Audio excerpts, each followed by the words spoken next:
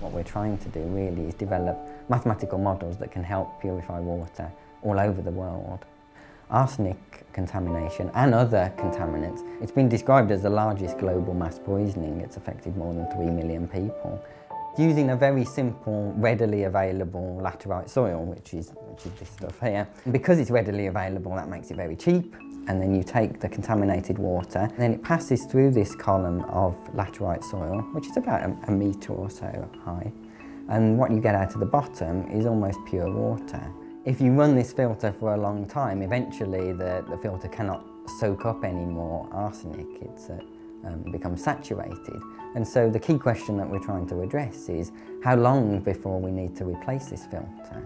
You cannot run an experiment for 6 or 7 years to work out how long this filter would last. So we need to have accelerated tests, and running them on a computer gives you that test. What we wanted to do with our mathematical modelling is take something that is a very complicated problem and reduce it down to something very simple. But what you want to know ultimately is what is the concentration of arsenic in the water that comes out. That's all you really want to know. Ideally, we wanted to be able to explain the whole problem in terms of a single parameter. So this number relates to how much mass of soil you're using and the required flow rate and the absorption capacity of the soil itself. The typical exchange rate at the moment is about 5 or 6 years.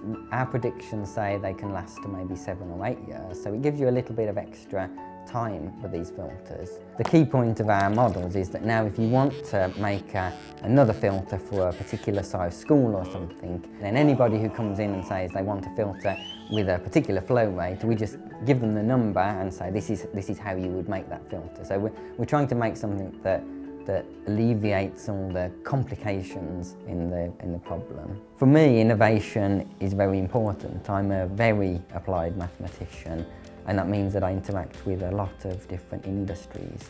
And that's a good way to find out exactly what the key questions are. I think as mathematicians, we can get a bit caught up on some of the fine details that we find interesting that might not necessarily be the key questions. So working with industries, working with experimentalists and the wider scientific community is a good way to keep us grounded and make sure that we are innovating.